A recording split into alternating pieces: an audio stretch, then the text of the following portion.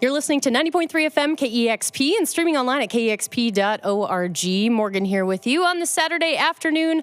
I am down in the live room, joined by Low Tom, here to play some songs from their new self-titled debut album. Take it away, guys. All right.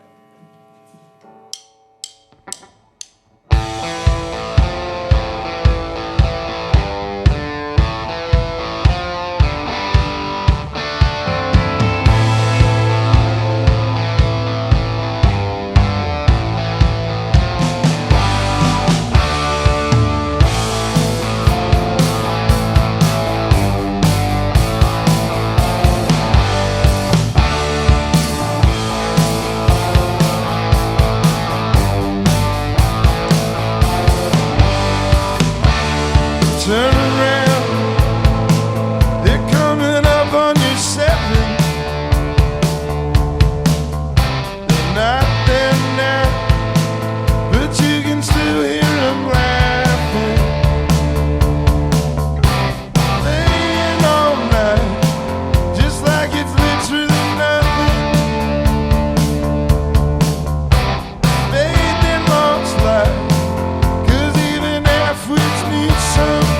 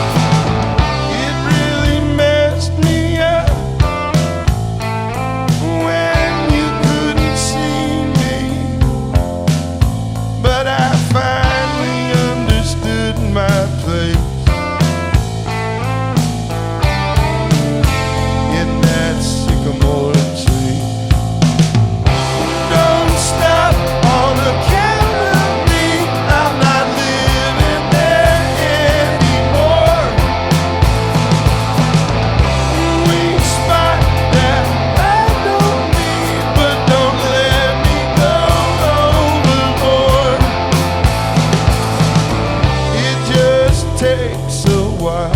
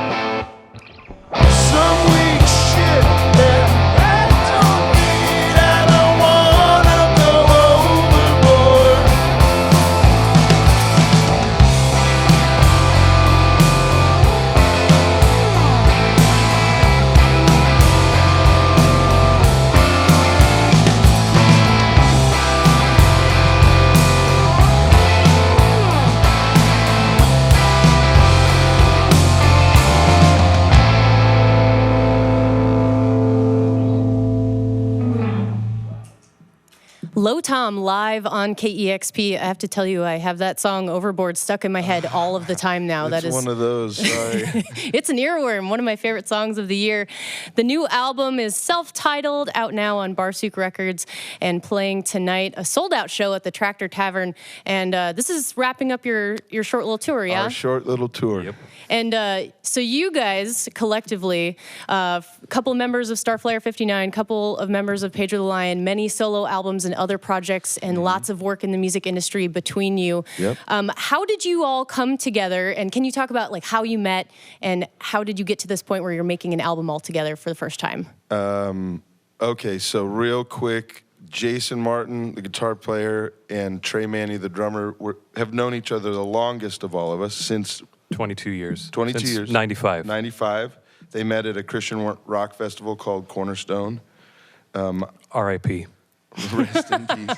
And then I met, I don't know which one I met next, Trey or Martin, but in 96, I believe I met both of them because of Christian rock. Yeah. Yep. House shows in Seattle and other shows at like At a high schools festival. and stuff. Yeah. So, and then Tim and I met because Pedro the Lion's first record was reviewed in Tape Op, and he read a review and liked it, and so he sent in a demo to the label, Made in Mexico, that put out It's Hard to Find a Friend originally. Yeah, and they put out my first solo record in 1999, and that's when Dave and I started doing various stuff together. Yeah, and then he played in Pedro on a tour in 2000, and on that tour, Trey was the drummer. Mm-hmm. And I'm sure we must have run into Martin on that trip and played some cards at some point. I think that must have been it in 2000. Yeah, and I met Martin shortly after that, so like all of us have known each other for at least like 15, 16 years, and then some of us as long as like 22 years. Yeah. And then Jason and I'd been a big fan of Starflyer and known Jason for a long time. And in like 2005, I started playing shows with Starflyer, and then made some records with Starflyer, and and then we just all stayed friends. Yeah. That's how it worked. And I think we're looking for a way to hang out, but also Walsh had helped out on a Starflyer record, and I think that the whole vibe of everything was just like, man, we should do this more in some form. And Walsh and I were looking for a way to collaborate on some stuff, and so it just kind of, it turned out to be kind of a summer camp for us. Nice. You know? Adult summer camp. Right. Yeah. I love that. Truly. We don't fish and we don't play golf, so we needed like an excuse to like take some time and go hang out and make a Play record. drums and guitars and stuff. So you all live in different places in the U.S. Talk about how you came together and recorded this album. What was the process of actually recording it? Two of the guys live in Southern California, Trey and Jason Martin, and so it just made the most sense for Dave and I to go down there. Go there, So I flew from Boston, Dave flew from Seattle, and we did that twice in the spring of 2014 and 16. 16. Yeah. And these guys had passed, Jason and Tim had passed demos back and forth of like riffs and song ideas, and eventually then I would get them, and then eventually I would sing something on them. Yeah. And then we would have something to start with basically once we got to the sessions, studio. you know, yeah. So we had stuff kind of fleshed out, like roughed in a little bit, like, okay, this one has a chorus that has lyrics, so let's work on that kind of thing. And then we did 4 songs one session and then 4 songs the other. Mm-hmm. I love the return to the just raw indie rock. You've been, David, you've been going fairly electronic in the last couple of years, so it's nice to hear you singing over guitars and drums again. It's fun. Can you talk about how you feel like the progression of the music industry has gone over the course of your careers, and how making a record today, especially a rock record today, is different than when you first started? You know, I think things change, of course, and the music industry is pretty unrecognizable.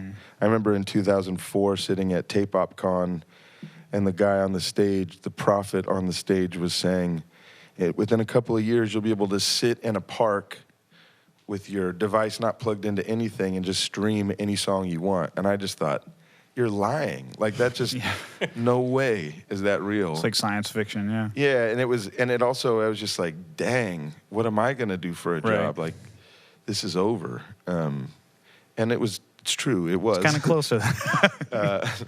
But yeah, so it's changed a lot, but there's a lot of opportunity there because the way that it affected us, for instance, is the four of us in this incarnation didn't perceive ourselves to be a part of the music industry in any, even the remotest sense.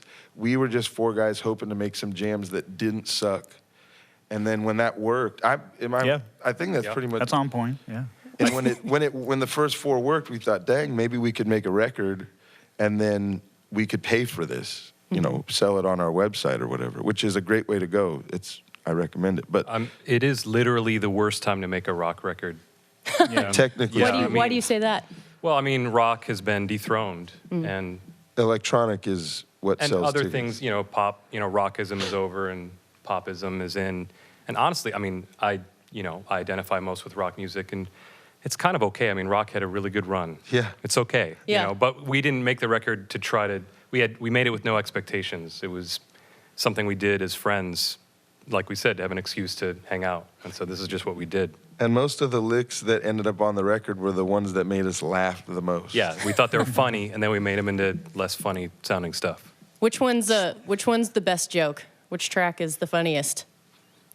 I think Covered Wagon has two Yeah. A rad couple jokes funny right in a jokes in row. there, Yeah. There's like a little Creedence riff that I do that we found hilarious. That we found pretty funny. And then it ends in a funny way Yeah. that is great. The whole song's in a minor key and it ends on a major chord. And I mean, that's just like music geek stuff, I guess, you know, but I love it. I Yeah. actually remember Dave and I were in the control room doing bass and drums, and Tim and Jason.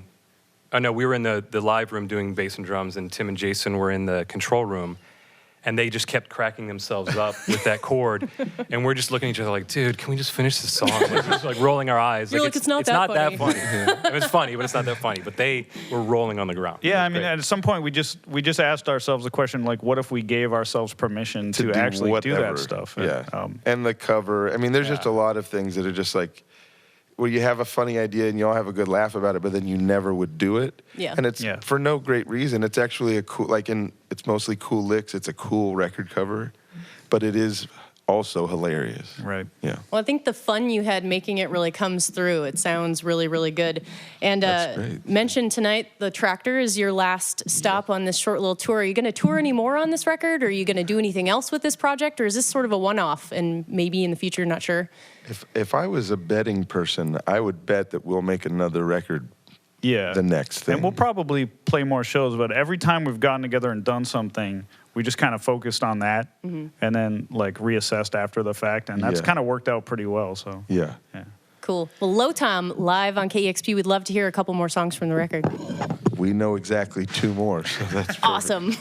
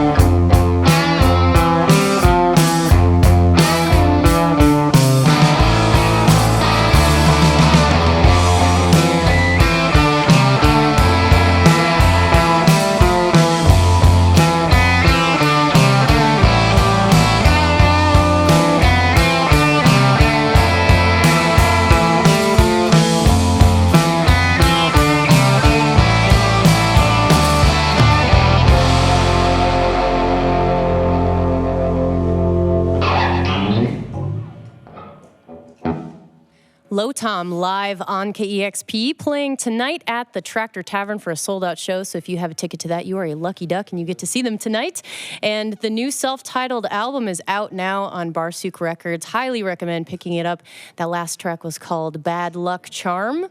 And they have one more for us here shortly on KEXP. You guys ready? Yeah. Nice. Thanks for having us out. Thank you for being here. This is awesome.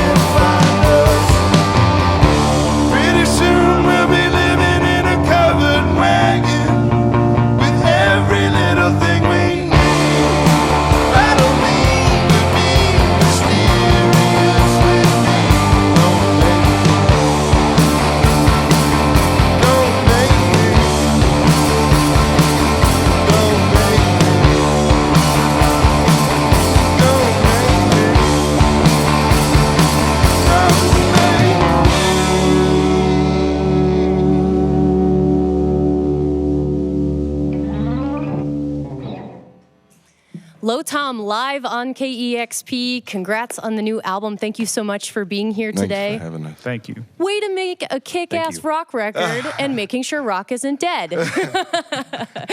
Thank you so much, and have a great show tonight. Thank you. And we'll see you guys next time in your next incarnations and projects here on KEXP.